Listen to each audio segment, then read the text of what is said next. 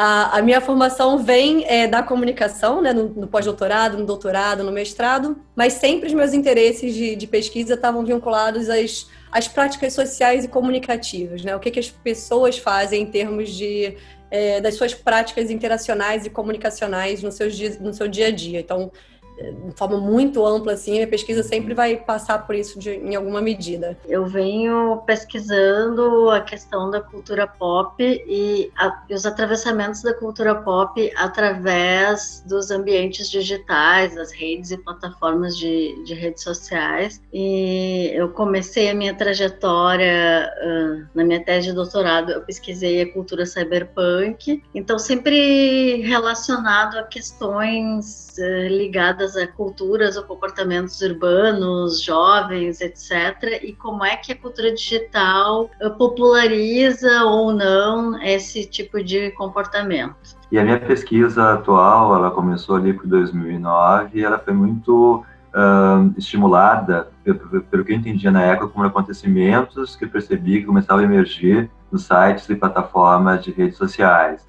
Né, com todas aquelas mobilizações que ocorreram ali entre os anos 2000, final dos anos 2000 e início dos anos 2010. E isso estimulou, então, para um processo de pesquisa e que acabou fundando um grupo chamado Laboratório de Investigação de Ciberacontecimento. E ciberacontecimento vai ser um conceito que a gente vai formular a partir do modo como a gente foi compreender esses acontecimentos em redes digitais, com toda essa gama de diversidades e temáticas, um conjunto de pesquisas focado, então, nessa ideia de acontecimentos em redes, prioritariamente, e nos levaram, assim, para uma série de questões que estão aí colocadas hoje no mundo contemporâneo. Então, na minha tese, eu discuto um conceito que eu considero ainda um programa de pesquisa, porque é algo que eu ainda venho trabalhando desde a tese até hoje como pesquisadora mesmo, que é a ideia de imagens totens, quando eu me volto para pensar em imagens que estão em circulação de acontecimentos diversos, mas que se colocam como barreiras para a interpretação, para novos conflitos, elas se transformam, digamos assim, para além de uma dimensão simbólica, né? E aí uma das imagens mais recentes que eu vim trabalhando era a discussão do Aylan Kurdi, o menino sírio, né, encontrado na beira da praia. E essas provocações todas me levaram ao PROCAD, porque como o tema do PROCAD, embora ele tenha um viés da discussão da música muito forte, por outro lado, tem esse espaço das territorialidades, das afetividades e da discussão da imagem. Então, eu localizo essas minhas discussões de imagem nesse debate dos territórios afetivos, das construções simbólicas e, claro, da circulação midiática muito fortemente. E aí eu tô com 2 projetos de pesquisa, então, que são simultâneos, que eu tô desenvolvendo simultaneamente e enlouquecendo ao mesmo tempo, né? Um é sobre a ideia de ruptura de performance em plataformas de redes sociais, e o outro é sobre mulheres DJs em cenas de música eletrônica. E os 2, para mim, estão muito conectados com o PROCAD, principalmente naquele eixo 3 do projeto, né, que vai falar exatamente sobre as relações do espaço com a performance, com destaque para esses debates que vão falar sobre o corpo e a sexualidade, né? Na verdade, o meu projeto atual, que começou em 2019, ele é já um desdobramento do PROCAD, né? O meu projeto anterior já tinha relação, que eu trabalhei com ativismos de fãs, né, e questões sociais, né, nos embates, nas disputas online, e aí disso derivou para o meu projeto atual, que trabalha com a questão da construção de conhecimento que essa questão da cultura pop traz em relação às teorias da comunicação. É um projeto um pouco mais metodológico e epistemológico, que foi muito gestado a partir das ideias que a gente trouxe no PROCAD, né? Então, meu ingresso no PROCAD se deu naturalmente por conta dessas parcerias já estabelecidas, né? O interesse em pensar questões da música, questões do audiovisual, que não são os temas centrais do meu grupo, mas fazem parte, né, do elenco de questões que a gente desenvolve lá também. Foi natural esse meu ingresso nesse projeto e acabou sendo estimulante para que outras temáticas e outros interesses fossem sendo agregados de lá para cá. Porque eu ficava tentando pensar assim, tá, mas eu não pesquiso música, mas eu não tô nesse diálogo da cena urbana, e que é interessantíssimo, né? E às vezes eu ficava meio deslocada tentando pensar como é que as minhas discussões de circulação e o conceito de mediatização, que é tão forte, como que isso apareceria dentro dessas propostas. E foi uma descoberta muito legal, um olhar que era uma coisa que não passava longe, né, das minhas pesquisas, passou agora a ser algo que também desperta o meu interesse e me encanta para fazer a pesquisa, sem que eu tenha que deixar de lado as discussões de imagem, os aportes teóricos que eu já fazia. Eu acho que, assim, cada um contribui com alguma coisa e modifica o fazer do outro, sabe? Eu acho que essa é uma coisa muito importante que o Procad trouxe para mim como experiência, assim. E foi a partir do projeto do Procad que eu comecei a olhar para isso, de como que a gente não olhava para as performances que não dão certo. Então, ele mesmo foi fundamental para a construção desse projeto desde a sua gênese. Uma vez que assim que eu entrei na UF, eu já entrei no projeto do Procad, e aí comecei com essa ideia das rupturas de performance, né? Um dos eixos da pesquisa, né, é olhar para as consequências dessas rupturas. A gente até agora pesquisa, eu estava pensando muito essas consequências a partir de cinco eixos de consequências mais amplos, assim. Uma é a retratação pública, que é exatamente isso, com ou sem a perda de fãs. A outra é a mudança estratégica na performance. A outra questão do ciberbullying, que é outro desdobramento ainda. O outro é quando a pessoa se aproveita dessa invalidação da performance para usar isso como capital a favor dela. E o outro ainda são as dimensões do fanativismo, né? Os fãs fazendo com que aquela pessoa consiga se retratar. Enfim, consiga manter a sua performance. Então, foi uma coisa muito orgânica a questão do Procad, né? Então, essa relação audiovisual, som, território, e aí também eu tinha um outro projeto de pesquisa que terminou em 2017, que era coletivo, que é o Pop Music Scenes, onde a gente trabalhava uma relação das cenas musicais a partir de alguns modelos da Inglaterra, tentando observar como é que eles aconteciam aqui em Porto Alegre. Então já tinha essa relação. Então o meu projeto atual, né, ele entrou de forma muito orgânica, né? Quando eu entrei no Procad, tinha um projeto que terminou, né, meu projeto pessoal, individual, e aí no meio também disso já surgiram essas discussões, porque eu tive que voltar nessa questão conceitual, né, teórica, do que é a cultura pop, o que é a cultura pop no Brasil, que foi um dos desdobramentos do meu projeto anterior, né, essa relação transnacional com a relação do sul global, então isso acabou reverberando bastante no projeto.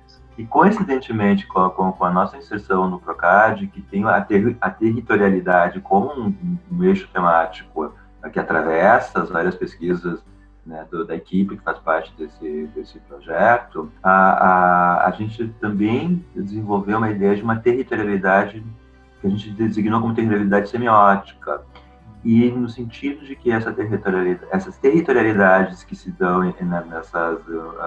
nesses fluxos entre redes e plataformas, em toda essa disputa de sentidos que a gente percebia, elas se dão efetivamente no sentido de uma delimitação de territórios, e dependendo de como essa delimitação é instituída, é propulsionada, né, a gente tem ali forças retrógradas, de cunho fascistas, e muito forte, né, de expelir para um espaço de uma não cultura que não faça parte disso. Então, a gente começou, acho que, a afetar a vida do outro de algum modo, né?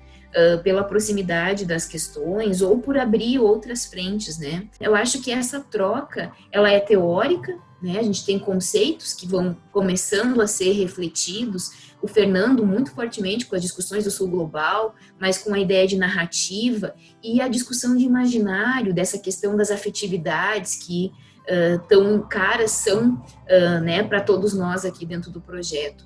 O Rio de Janeiro, a UF está no centro, diríamos assim, do país, que é Rio e São Paulo. E nós, o pessoal de Recife, nós do Sul, estamos nos outros pontos. Então, acho que essa circulação entre as pessoas, ela é muito importante. E essa simples, entre aspas, troca, ela é muito simbólica, e as pessoas vêm com cargas de leituras diferentes, vêm com autores, vêm com teorias, isso começa a se mesclar. Eu acho que outro ponto é que a gente teve muita experimentação metodológica em todos os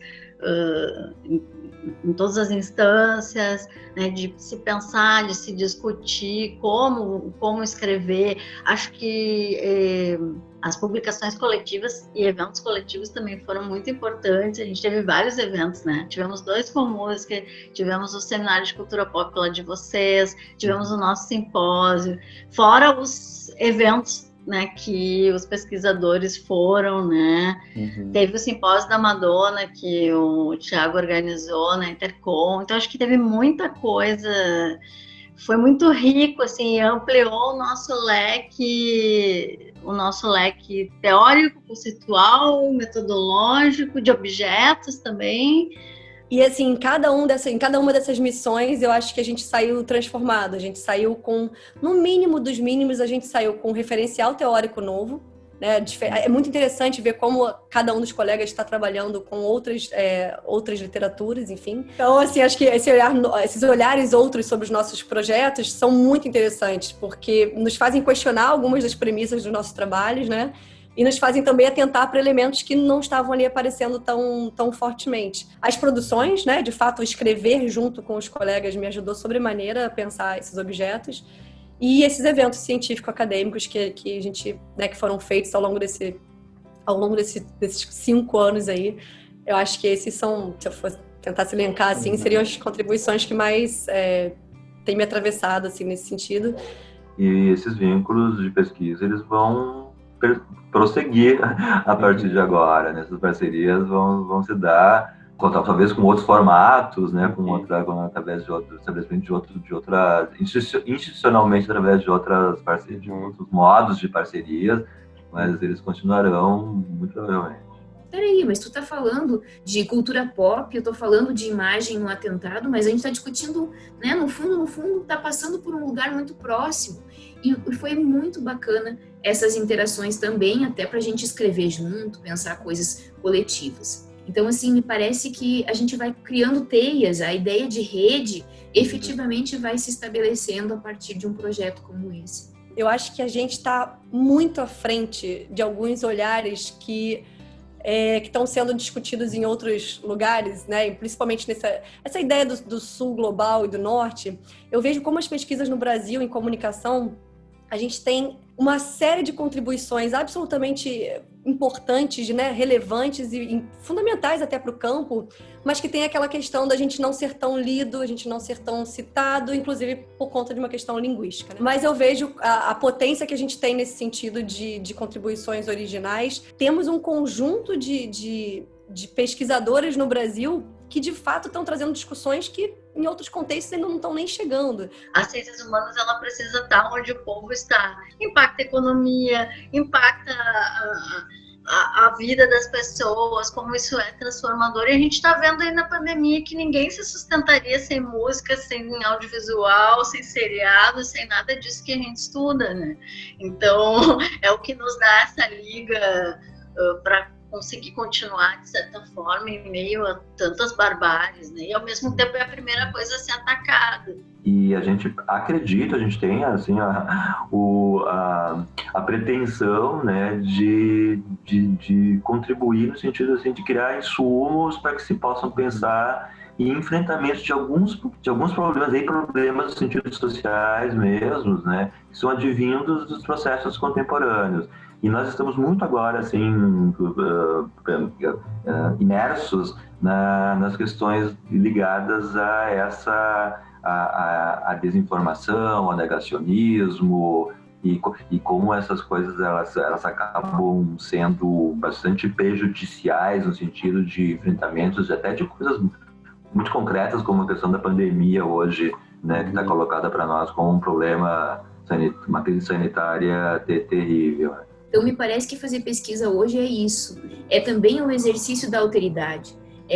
Não apenas eu chamar o outro para fazer parte da minha pesquisa, citando, mas eu realmente pensar com esse outro, né? E a gente conseguir estabelecer pontes, conversar, estabelecer diálogos. E eu acho que isso é riquíssimo não apenas para a pesquisa em si, mas para a gente como sujeito, como pessoa, isso é muito transformador, né? E me parece que fazer pesquisa nesse momento é exatamente um tipo de resistência. Então, assim, eu vejo que em termos de área de estudos, a comunicação está talvez no seu melhor momento.